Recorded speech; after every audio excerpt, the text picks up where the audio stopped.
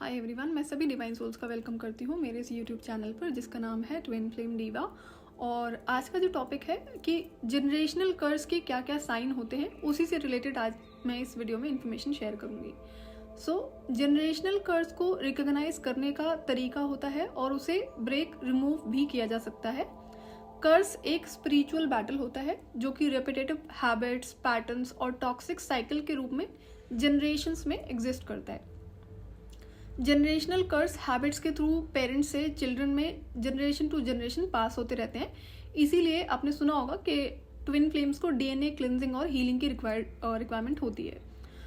कर्स को रिमूव करना इसलिए ज़रूरी होता है ताकि कर्स की वजह से जो अब तक फैमिली में अनटाइमली डेथ हो रही थी या हो रही है या फिर बाकी जो परेशानियां चल रही हैं उसे रोका जा सके और खोई हुई ब्लेसिंग्स को वापस लाया जा सके, ताकि करंट जनरेशन और आने वाली जनरेशन सेम टॉक्सिक पैटर्न्स से फ्री रहें। कर्स को रिकॉग्नाइज करने का क्या पैटर्न और क्या साइंस होते हैं वही इन वीडियोस में आज मैं शेयर करूंगी। जैसे अनटाइमली डेथ का होना, अब ये कर्स की वजह से कैसे होता है, जो नेगेटिव इविल स्पिरिट्स होती हैं वो ट्रिक्स्टर होती हैं, इसीलिए कभी भी उभर के सामने नहीं आती हैं।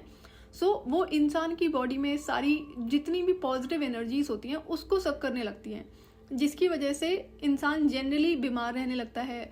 और कभी कभी कभी कोई बीमारी तो कभी कोई बीमारी, ऐसा नहीं कि हर बार सेम बीमारी होगी, अदरवाइज तो रिकग्नाइज हो जाएगा और हेल्थ इश्यूज बने रहते हैं।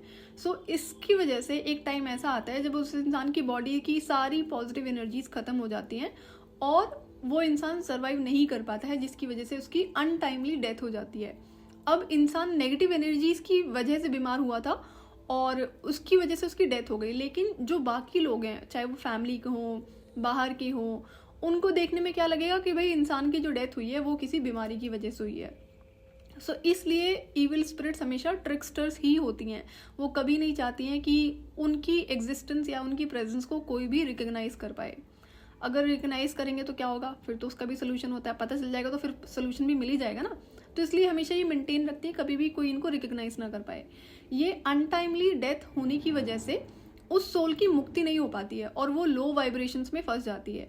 अब ये एक पैटर्न है। दूसरा, फैमिली में एक पर्टिकुलर एज का होकर किसी इंसान की डेथ हो जाना, रीज़न कुछ भी हो सकता है। रीज़न इलनेस हो सकती है, सिकनेस हो सकती है, एक्सीडेंट हो सकता है, सुसाइड हो सकता है, बट एक ऐसा होता है कि एक पर्टिकुलर एज पर ही आकर उस इंसान की डेथ हो जाती है। ये भी एक पैटर्न है। दूसरा रीज़न हो सकता है फाइनेंसेस। पहली बात, फैमिली में हमेशा उतनी ही अर्निंग होगी जिससे कि इंसान की लाइफ सर्वाइव कर सके, सर्वाइवल मोड पर रहे।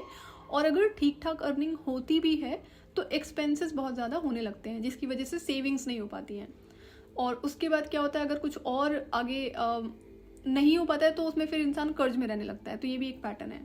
थर्ड, मल्टीपल मिसकैरेजेस या फिर प्रेगनेंसी का ना हो पाना, कंसीव ना कर पाना बहुत टाइम तक, शादी के बाद तक, तो ये भी एक पैटर्न है। फैमिली में मेल चिल्ड्रन का जन्म ना होना, बर्थ ना होना, सिर्फ फीमेल्स का ही बर्थ होना। क्यों? क्योंकि मेल से ही वंशज चलता है, लड़कों से ही वंशज चलता है।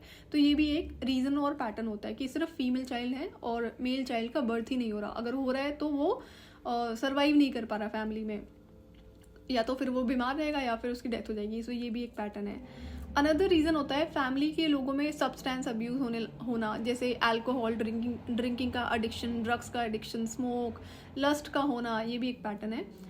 अनदर रीज़न होता है एनिमल्स का एक टाइम के बाद डेथ हो जाना। एनिमल्स घर में हमेशा प्रोटेक्शन को कंटिन्यू कर पाते हैं। कहते हैं कि एनिमल गार्डियन एंजल्स भी होते हैं, स्पिरिट एनिमल्स होते हैं। वो हमेशा प्रोटेक्टिव एनर्जीज को मेंटेन रखते हैं। लेकिन इस कर्ज की वजह से एनिमल्स भी फैमिली में सर्वाइव नहीं कर पाते हैं। वो आएंगे ज़रूर लेकिन कुछ टाइम तक रहेंगे, उसके बाद उनकी डेथ हो जाती है। रीज़न अगेन कोई बीमारी या कुछ और में भी एक्सीडेंट, कुछ भी हो सकता है।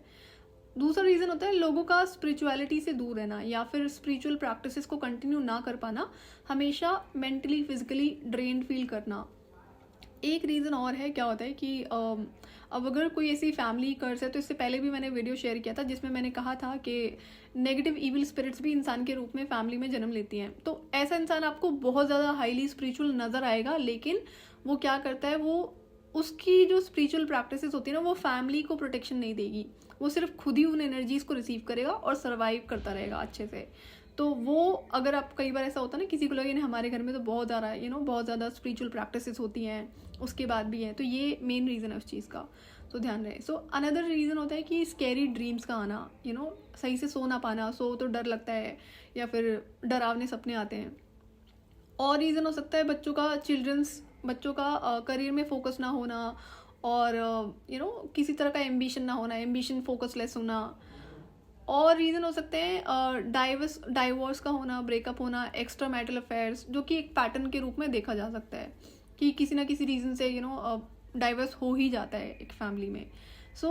और रीजंस हो सकते हैं फैमिली में हमेशा लड़ाई झगड़े होना, आपस में जेलसी होना, अब्यूजिव लैंग्वेज का यूज़ करना। ऐसे से पैटर्न्स होते हैं, और ऐसी फैमिली में मल्टीपल ट्रॉमा और वूंड होने की वजह से guilt, shame, rejection, fear, loneliness हमेशा बनी रहती है।